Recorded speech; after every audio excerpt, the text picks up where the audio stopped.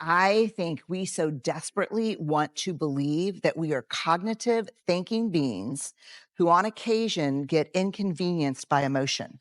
This is not true. We are emotional beings who on occasion think. And when emotion is driving, which is almost always, thinking is not over here riding shotgun. It's in the trunk, hogtied. Like emotions just got clear path.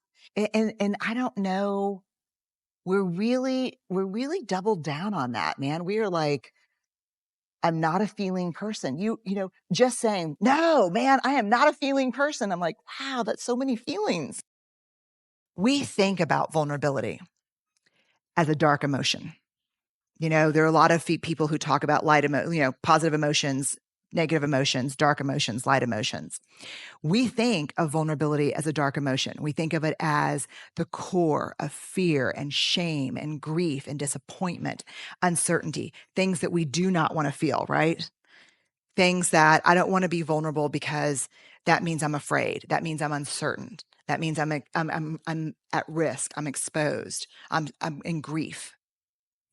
So what we do is we armor up and we say, I do not want to slip into these dark emotions. I will not let myself be vulnerable.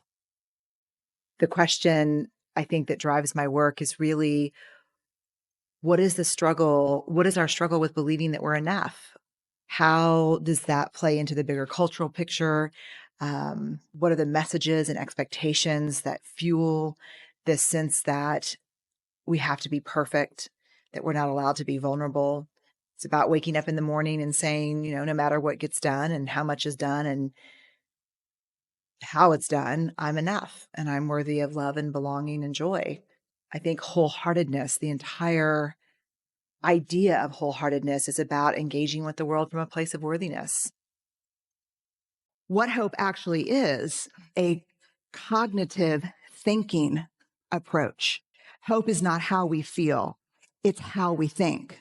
And here is the most, I think, profound news of all. It is 100% teachable. The majority, we can measure hope in people. They measure highly hopeful or low hopefulness. What we see traditionally in people who have high levels of hope is they learned it through parenting, through their parents, who either explicitly taught hope or modeled hope. And as you can see, there are three pieces of it: goals, pathway, and agency.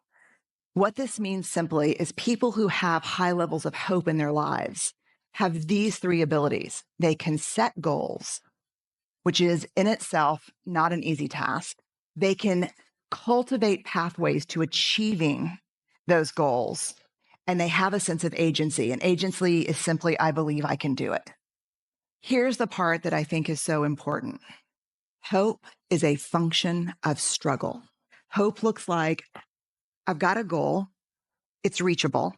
I believe in my ability to get there, even if I have to plan B it.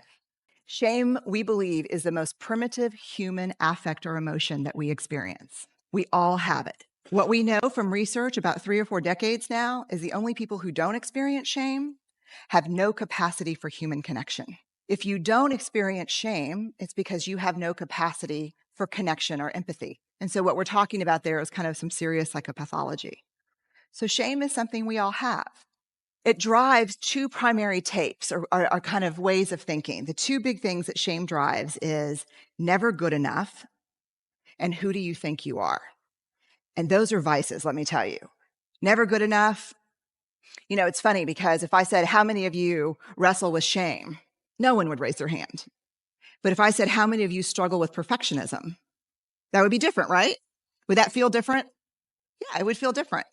Shame, birthplace of perfectionism. Where we struggle with perfectionism, we struggle with shame. So this is a really universal thing for all of us. And it's really best easily understood as the fear of disconnection. There's something about me, there's something I've done or failed to do where our self-worth is tied to our net worth. I think we want to feel comfortable in our own skin. I think we want a deep sense of love and belonging. I think it's a basic human need. And I'll tell you very quickly, if you were to ask me just from the data, what is the difference between people who have a deep sense of love and belonging and people who are struggling for it? The answer would be worthiness. That's the only difference. Men and women who carry a deep sense of love and belonging within them believe that they're worthy of love and belonging.